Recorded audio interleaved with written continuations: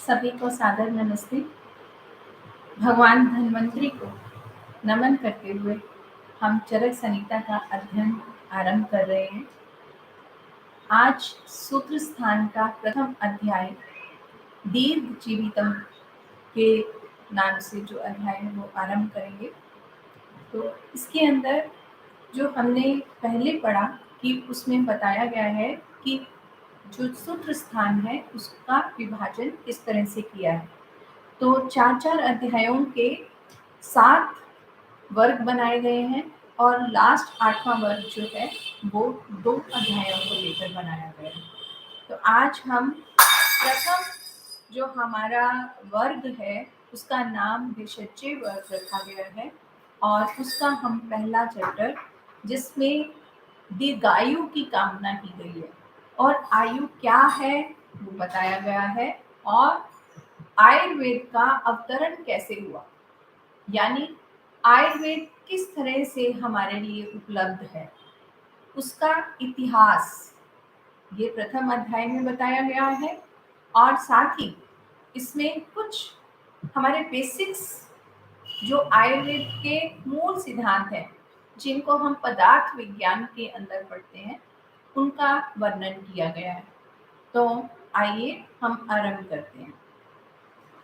तो इसके अंदर क्या मेनली बताया गया है उसके बारे में कहा गया है कि इसमें आयु का वर्णन किया गया है और दीर्घ जीवन की कामना की गई है और साथ में षड पदार्थों का दिग्दर्शन कराकर आरोग्य को लक्षित कर द्रव्यों के गुण कर्मों का विचार किया गया है और फिर कारण द्रव्य कार्य द्रव्यों का विस्तार से वर्णन किया गया है। तो अब हम जो इसमें आयुर्वेद का आगमन या आयुर्वेद का इतिहास क्या है उसके बारे में जाने कि आयुर्वेद को सृष्टि से पूर्व ही ब्रह्मा ने बनाया और फिर ब्रह्मा ने इसका ज्ञान दक्ष प्रजापति जी को दिया और दक्ष प्रजापति जी ने इसको अश्विनी कुमार, जो कि ऐसा कहा जाता है कि ये जुड़वा भाई थे, तो इन दोनों को दिया और फिर ये अश्विनी कुमारों ने इसका ज्ञान आयुर्वेद का ज्ञान इंद्र जी को दिया और इंद्र ने जब ये ज्ञान प्राप्त किया तो वो अध्यापन के लिए बहुत तत्पर दिखाई दिए। तो वो चाहते थे कि वह इस आयुर्वेद को जिसका ज्ञान उन्होंने अश्विनी कुमारों से प्राप्त किया है वो उसको आगे उसका अध्यापन करे और वो आगे उसकी शिक्षा दे। और दूसरी तरफ जो हमारे ऋषि हुए उन्होंने देखा कि अब रोग जो है उत्पन्न होने लगे थे, तो उस चिंता से वो सभी हिमालय पे इकट्ठे हुए। ऐसा कहा जाता है कि लगभग 50 महर्षि जो हैं वो वहाँ इकट्ठे हुए और उसमें उनकी अगर हम ये कहें कि मीटिंग हुई या संभावना मतलब उन्होंने वहाँ पर संभाषाविद मतलब वहाँ पर एक सम्मेलन हुआ उनका और उसके अंदर उन्होंने भारद्वाज जी को चुना और उन्होंने बोला कि आप जाकर भारद्वाज जी को चुना और उन्होंने उसको इंद्र जी के पास भेजा। और ये जो भारद्वाज हुए इन्होंने अपनी कठिन तपस्या कर कर और आयु को उसकी दीर्घायु करने के लिए उसके लिए प्रयास रहित हुए, प्रयास करने का प्रयास किया उन्होंने और वे इंद्र जी के पास गए और वहां पर नम्रता से उन्होंने इसका ज्ञान प्राप्त करने के लिए प्रार्थना की। तो अब भारद्वाज जी ने इसका लिखित रूप करना शुरू किया, यानी जब भारद्वाज जी ने इंद्र से ज्ञान प्राप्त किया तो उन्होंने उसको आगे अग्निवेश, भेड़ और जातुकरण, प्राशर, हरित एवं क्षार पानी अपने 6 ऋषियों को, अपने 6 शिष्यों को ज्ञान दिया। और इन 6 शिष्यों में से अग्निवेश जो है वो ज्यादा इंटेलिजेंट माने गए, उनका बुद्धि लेवल उनसे बाकियों से कंपैरेटिवली थोड़ा ज़्यादा था, तो उन्होंने अग्निवेश जी ने हमारी रिटर्न जो है वो शुरू किया और फिर वो वही अग्निवेशकृत जो सरिता थी वो फिर चरक के नाम से कहलाई गई। चरक ऋषि ने फिर उसका प्रतिसंस्कार किया, प्रतिसंस्कृता बने और फिर ये चरक के नाम से सरिता जानी गई। इसके अंदर आयुर्वेद जो है वो आयु जमा वेद, वो वेद या वो ज्ञान जिसमें आयु के बारे में पता लगे, वही आयुर्वेद है।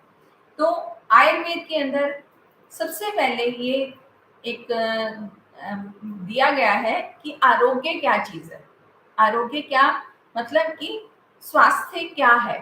तो आरोग्य के अंदर उन्होंने बोला कि जो धर्म, अर्थ, काम और मोक्ष, इस चतुर्विध पुरुषार्थ का मूल है, वह आरोग्य। कहने का भाव है कि धर्म, अर्थ, काम और मोक्ष, इन इस आरोग्य के बिना नहीं पॉसिबल है। तो इसी चीज को करने का, जो जिसके द्वारा हम कर पाते हैं, उसको हमने आरोग्य बोला। अब इसी के अपोजिट रोग क्या है। तो रोग में लिखा कि उसी कल्याणकारी और मूल स्वरूप आरोग्य को जीवन को नष्ट करने वाला बताया है। मतलब कि अगर हमारा जीवन किसी चीज से नष्ट हो रहा है तो वह आरोग्य है, तो वह अरोग है, सॉरी। तो ये आरोग्य और रोग दोनों अपोजिट वर्ड्स हैं। अब यह रोग जो है ये मानव जगत में बहुत बड़ा विघन स्वरूप उत्पन्न हुआ है, मतलब नष्टकारी है, बहुत नुकसान वाला है। अब इसी रोग की शांति के लिए ही ये महर्षि जो हिमालय पर ध्यानग्रस्त हुए थे, और तभी इसका आगे जो बढ़ाने की परंपरा शुरू हुई, वो इसी वजह से हुई कि उन्होंने जब रोग को होते हुए देखा। और भगवान इंद्र ने जब भारद्वाज जी को परम बुद्धिमान समझकर थोड़े ही शब्दों के द्वारा संपूर्ण आयुर्वेद का सूत्र रूप में वर्णन किया और उसकी उनको शिक्षा प्रदान की। अब कहते हैं कि आयुर्वेद क्या है। तो स्वस्थ एवं रोगियों के लिए सही मार्ग बताने वाला, निदान, लक्षण, औषध ज्ञान, शाश्वत पुण्य देने वाला, और जिस आयुर्वेद को ब्रह्मा ने स्वयं भी जाना है या स्वयं ही घड़ा है, वह आयुर्वेद है। अब आयुर्वेद के बारे में जब हमने ये सब जाना कि आयुर्वेद क्या चीज है, तो उसके बाद और मैं ये कहूँ कि जो 6 शिष्य हुए, 6 शिष्यों ने जब यह आयुर्वेद का ज्ञान प्राप्त किया, उसके पश्चात उन्होंने अपने दिव्य दृष्टि के द्वारा और आगे वर्णन किया। तो उनके अंदर कहते हैं कि देवताएं आए और देवताओं ने उनके अंदर कुछ जो बुद्धि, कुछ उनके अंदर कुछ गुणों का प्रचार किया, मतलब गुणों को बढ़ा दिया। तो वो गुण क्या थे? वो थे बुद्धि, सिद्धि, मेधा, धृति, कीर्ति, क्षमा और दया। तो ये सारे जो थे वो कहते हैं कि ये देवता थे, और ये देवता उन महर्षियों में प्रवेश कर गए। या अगर हम ऐसा कहें कि आयुर्वेद का ज्ञान लेने के पश्चात जो ये 8 गुण हुए, ये उनके अंदर प्रवेश हुए, मतलब कि उनका भी आगे उनको ये सब गुण मिले, और उसके बाद उन्होंने फिर आयुर्वेद का और ज्यादा जो है उसका विवेचना की, उसका विस्तार किया। तो उसके अंदर क्या विस्तार हुआ, अब वो हम यहाँ समझते हैं। तो उसमें ऋषियों ने अपनी दिव्य दृष्टि से जो आगे बढ़ाया है, उसमें उन्होंने लिखा कि त्रिसूत्र क्या है। तो उन्होंने 3 सूत्र बताए। तो वो 3 सूत्र के अंदर हम पढ़ते हैं हेतु, लिंग और पोषक। ये 3 त्रिसूत्र है। 3 त्रिसूत्र का मतलब ये हुआ कि आयुर्वेद इन 3 चीजों के ऊपर निर्भर करता है, या ये आयुर्वेद को बताने वाले ये 3 चीजें हैं। तो इसमें मेनली हुआ हमारे पास हेतु, और फिर उसके बाद लिंग, और तीसरे नंबर पर द्रव्य। तो आयुर्वेद इन 3 चीजों के अराउंड ही रहता है। तो अब ये हेतु का मतलब क्या हुआ? हेतु का मतलब कारण। तो इसमें इस विषय में हेतु सूत्र के अंदर ये बताया गया कि स्वास्थ्य क्या है और रोग क्या है, और मतलब स्वास्थ्य और रोगों के कारण क्या है, और उसमें किस तरह से हम आगे बढ़ सकते हैं, उसको पहचानने के जो तरीके बताए गए। कारण को, किसी भी रोग या उसके अपोजिट कुछ भी स्वास्थ्य को लेकर उसके कारणों को बताने वाला हेतु सूत्र माना गया।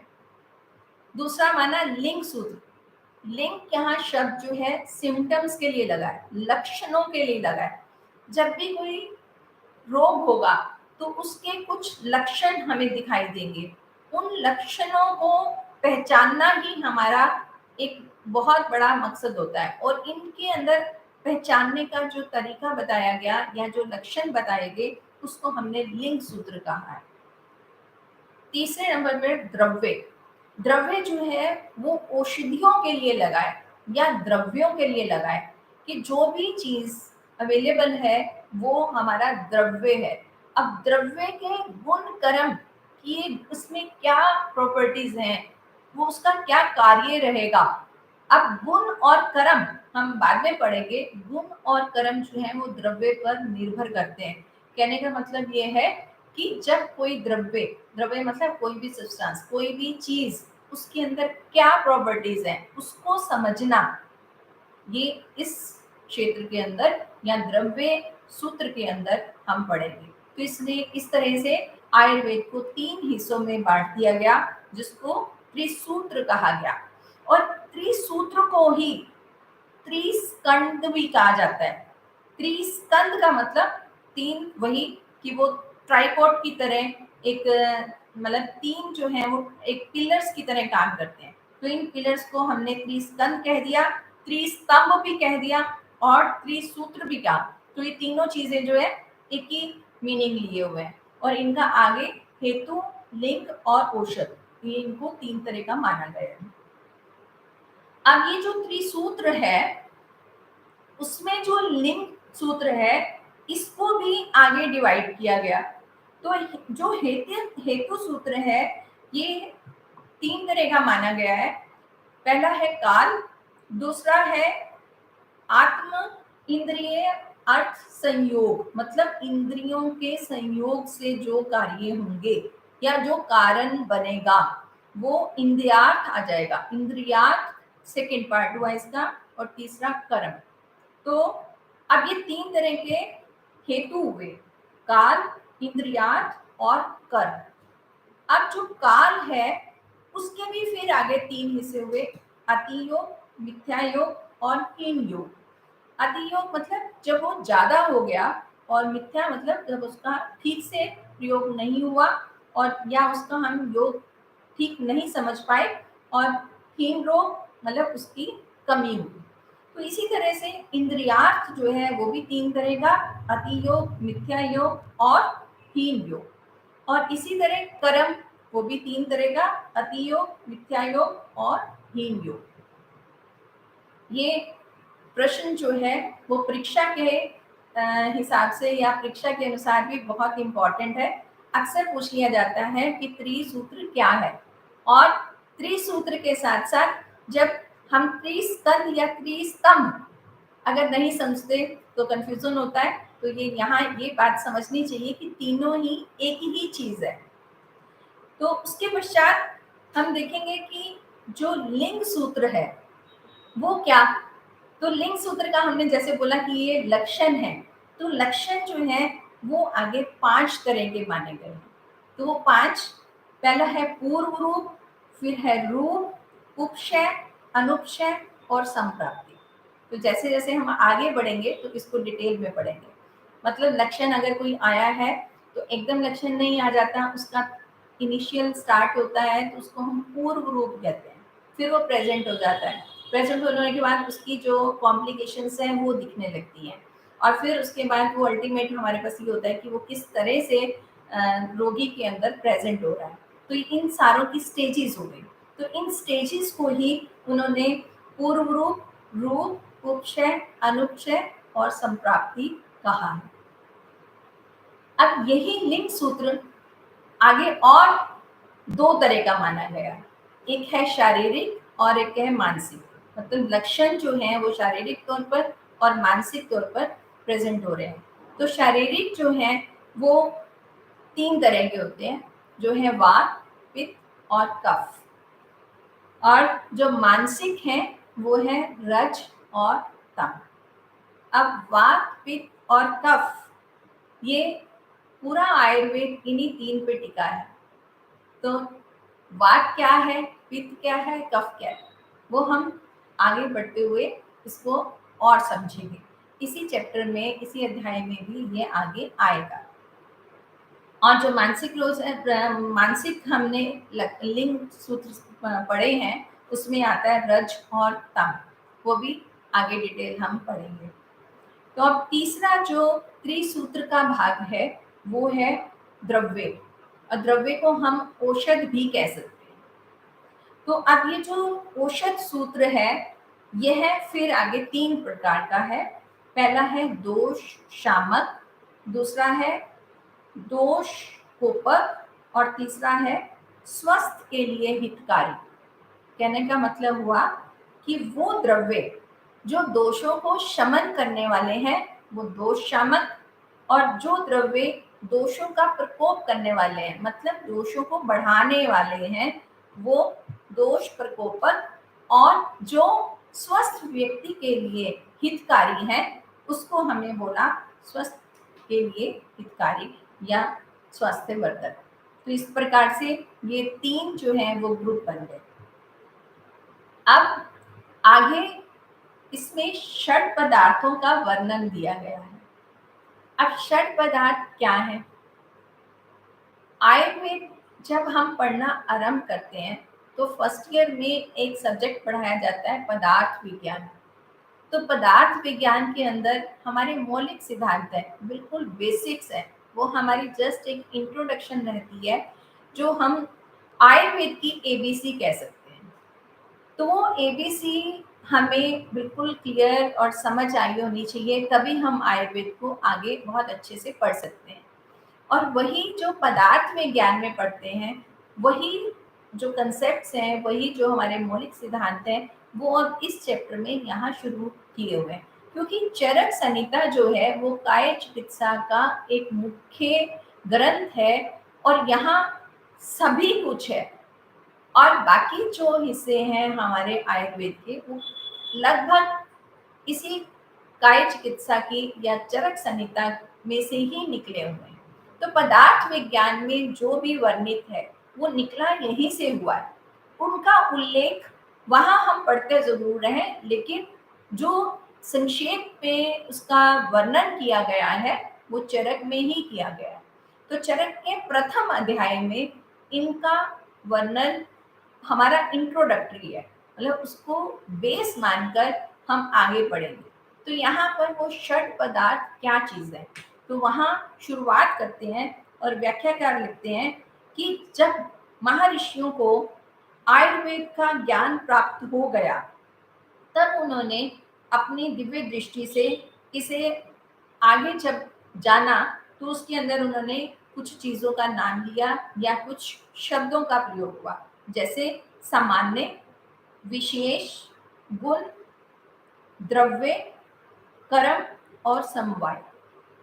अब ये 6 चीजें जिसने पदार्थ विज्ञान अच्छे से पढ़ा है वो समझ सकता है, नहीं तो हम थोड़ा थोड़ा यहाँ समझने की कोशिश करेंगे।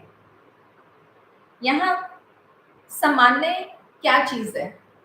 सामान्य का मतलब है जब इन पदार्थों को सामान्य का मतलब जो समान है, मतलब सिमिलर सा इफेक्ट देता है, उसको हम सामान्य कहते हैं। और जो डिफरेंट इफेक्ट देता है या डिफरेंट प्रॉपर्टीज लिए हुए है, उसको हम विशेष कहते हैं। अब महर्षि ने इन 6 सामान्य आदि को ध्यान में रखकर जो अन्य पदार्थ बताए हैं, उनके बारे में दर्शनकार क्या कहते हैं वो यहाँ हम समझेंगे। तो जैसे कि हमारे आयुर्वेद में ये 6 पदार्थ बताए गए हैं, वैसे ही अन्य दर्शनों में भी, जैसे न्याय दर्शन है, सांख्य दर्शन है, शैक्षणिक दर्शन है, उनके अंदर भी पदार्थों को माना गया है, लेकिन उनकी जो मात्रा है, मतलब उनका जो टाइप्स है, उनके जो भेद है, वो अलग अलग माने गए हैं।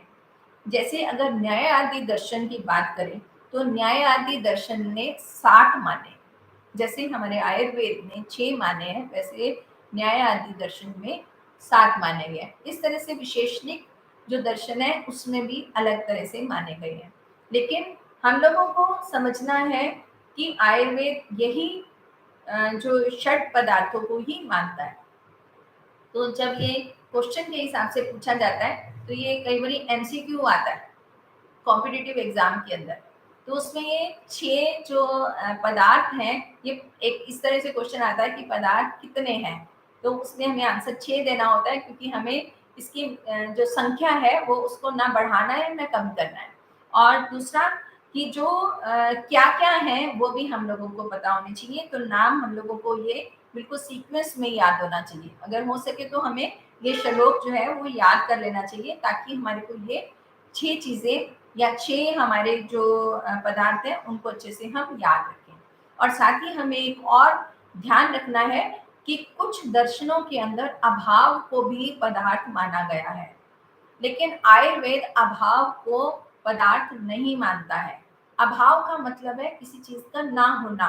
तो कोई चीज है नहीं, तो वो उस चीज को आयुर्वेद जो है वो नहीं मानेगा। ये भी एक एमसीक्यू में आता है कि अभाव को आयुर्वेद ने पदार्थ माना है या नहीं माना है। तो ये आयुर्वेद इस पदार्थ को नहीं मानता है। विशेषणिक जो है, विशेषणिक दर्शन लगभग हमारे आयुर्वेद वाले ही पदार्थों को मानता है। तो विशेषणिक का लेकिन सीक्वेंस अलग है। कैसे? जैसा अभी मैंने 6 पदार्थों के नाम बताए, तो उसके अंदर सबसे पहले मैंने बोला सामान्य, देन विशेष, और फिर गुण, फिर द्रव्य, फिर कर्म और समवाय।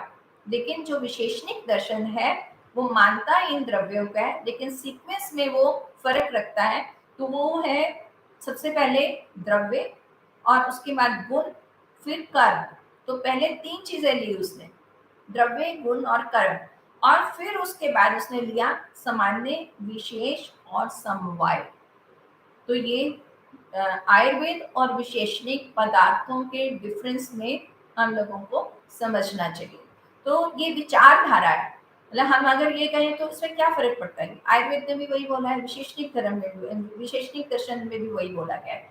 लेकिन यहाँ पर जो उनकी थिंकिंग है, जो उनकी विचारधारा है इसको प्रेजेंट करने के लिए, वो दोनों डिफरेंट है। तो इसी इसको हम लोगों को ये ध्यान में रखना है कि दोनों का सीक्वेंस क्या है। उसके पश्चात ये बताते हैं कि जो पुनर्वसु आत्रेय हैं, वो अग्निवेश आदि 6 शिष्यों में से ज्यादा बुद्धिमान है, क्योंकि भारद्वाज ऋषि ने इन 6 ऋषियों को बराबर से ज्ञान दिया है। लेकिन जो हमारे ऋषि हुए पुनर्वसु आत्रेय, ये आत्रेय ने ही आगे रचना की, जो हमारी संहिता बनी। तो उस संहिता का जो रिटर्न कार्य है वो इन्होंने किया। तो ऐसा चरक के अंदर चैप्टर में, सीक्वेंस में अगर हम आगे बढ़ रहे हैं तो ये इसका उल्लेख आता है। उसके पश्चात वो कहते हैं कि आयुर्वेद शास्त्र जो है, ये इस इसका जब ये यहाँ तक रचना हो गई, तो इसका स्वागत सभी जगह पर हुआ। तो यहाँ लिखा है कि आयुर्वेदीय तंत्रों का सर्वत्र स्वागत हुआ।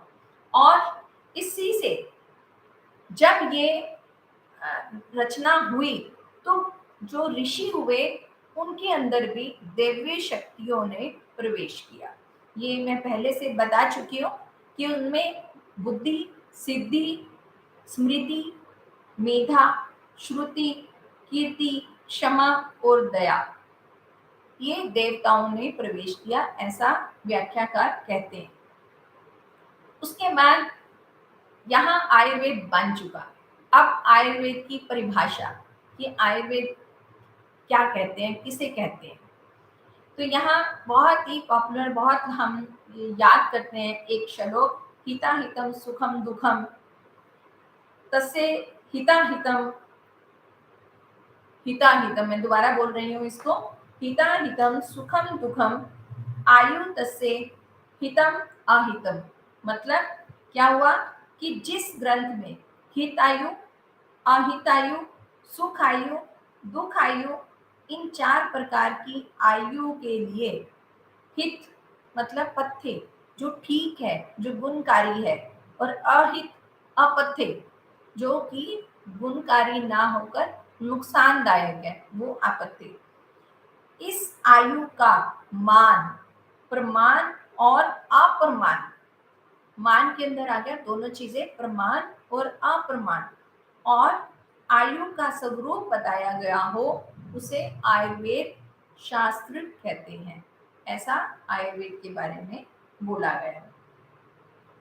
अब हम ये समझ गए कि आयुर्वेद आयु का ही ज्ञान है। आयु के बारे में जहाँ विस्तार पूर्वक बताया जाता है वह आयुर्वेद है। तो आयु के लक्षण और आयु के ही प्राय क्या है, तो आयु के जो लक्षण है उसके बारे में आयुर्वेद कहता है शरीर, इंद्रिय, मन और आत्मा के संयोग को आयु कहते हैं। मतलब आयु के अंदर शरीर, इंद्रिय, मन और आत्मा, ये चारों चीजों का होना जरूरी है। इनके संयोग को ही आयु कहा जाता है। अब आयु के पर्यायवाची शब्द और कौन से हैं, तो आयु के जो पर्यायवाची हैं उनके बारे में कहा है धारी, जीवेत, नित्यक और अनुबंध। ये चारों ही आयु के पर्यायवाची, और इनको हम समझेंगे कि ऐसा क्यों कहा गया। तो सबसे पहले धारी, धारी का मतलब कि ये शरीर को सड़ने नहीं देता, मतलब जब तक आयु है तब तक शरीर है, तो ये शरीर का धारण करता है, इसलिए इसको धारी कहा जाता है। किसको? आयु को, आयु को धारी कहा जाता है। दूसरे नंबर पे जीवित, जीवित का मतलब जो प्राणों को धारण कर रहा है, मतलब प्राण है तो जीवित है, तो आयु का पर्यायवाची जीवित। और नेक्स्ट वन इज नित्यक, नित्यक मतलब जो प्रतिदिन आयु जाती रहती है, मतलब जैसे जैसे हम बड़े होते हैं आयु निकल रही है, तो इसमें हमने बोला कि नित्यक, तो आयु का पर्यायवाची। और चौथा है अनुबंध, अनुबंध का अर्थ है आयु का संबंध पर अपर शरीर या प्राण से सदा ही रहता है, तभी इसको अनुबंध कहते हैं। मतलब इन चारों को मिलकर ही जो कॉम्बिनेशन रहता है तभी हम उसको आयु कह सकते हैं। तो ये आयु के पर्यायवाची हुए। अब हम इसको ऐसे भी कहेंगे कि आत्मा, इंद्रिय, मन और शरीर के संयोग को ही आयु कहते हैं। तो इसके अंदर इन चारों चीजों का होना जरूरी है, आत्मा, इंद्रिय, मन और शरीर। अगर इनमें से एक भी नहीं होगा तो आयु जो है वो नहीं रहेगी। इसके पश्चात वो कहते हैं कि दोनों लोकों में आयुर्वेद का क्या वैल्यू है, मतलब कि आयुर्वेद जो है वो दोनों लोकों में, दोनों लोकों का मतलब लोक और परलोक दोनों में ही बहुत हितकारी है, इसलिए ये ग्रंथ या ये विषय पुण्यतम माना गया है। मतलब आयुर्वेद को पुण्यतम, सबसे ज्यादा पुण्य जो माना गया वो आयुर्वेद को माना गया है। ये हमारा यहाँ तक आयुर्वेद की इंट्रोडक्शन थी। अब हम आयुर्वेद में पदार्थ विज्ञान के ही विषय को आगे बढ़ाते हुए कहते हैं कि सामान्य और विशेष क्या है। तो इसमें सर्वदा सर्वभावानां सामान्यम वृद्धि कारणम, मतलब कि जहाँ सभी भावों को वृद्धि होती है या सदा सभी भावों की वृद्धि करने वाला वो सामान्य कहलाता है, और सभी भावों का ह्रास करने वाला वो विशेष कहलाता है। तो आयुर्वेद शास्त्र में सामान्य और विशेष इन दोनों की ही प्रवृत्ति मानी गई है, अर्थात इन दोनों से दोष धातु और मलों की वृद्धि और ह्रास ही होता है। तो यहाँ ये बहुत एक कंसेप्ट है कि अगर सेम प्रॉपर्टीज वाला होगा तो वो वृद्धि करेगा, और अपोजिट वाला होगा, विशेष का होगा, तो वो ह्रास करेगा। तो इसमें फॉर एग्जाम्पल वो कहता है कि अगर किसी व्यक्ति का मांस क्षीण हो रहा है तो मांस का सेवन करवाया जाता है, तो मांस को बढ़ाने वाला है। तो इस तरह से ये उसके बारे में बताया। और ह्रास बताते हैं कि जब हम अपोजिट चीज खिलाते हैं या अपोजिट चीज का सेवन करवाया जाता है तो उसमें ह्रास होता है। तो अब आज हम लोग यहीं पर ही विराम देते हैं। तो कल नेक्स्ट क्लास में हम लोग यही पढ़ेंगे कि सामान्य क्या और विशेष क्या, और इसको हम विद एग्जाम्पल्स पढ़ेंगे। और ये हमारे चिकित्सा के क्षेत्र में ये बहुत ही जानने लायक है। जैसे हमारा जो शरीर है या शरीर के अंदर जो रोग उत्पन्न होते हैं उसमें हमारे को जो धातुएं हैं उसको सम अवस्था में लाना होता है। दोष को, धातु को, मल को सम अवस्था में लाना ही चिकित्सा का उद्देश्य है। अब उसको सम अवस्था में कैसे लाना है, तो उसके लिए हमें ये पता होना चाहिए कि कौन सी चीज उसको बढ़ाने वाली है, कौन सी चीज कम करने वाली है। तो वही उसी के बारे में हम समझेंगे नेक्स्ट क्लास में कि अ, सामान्य क्या है और विशेष क्या है। इसी के साथ सबको धन्यवाद।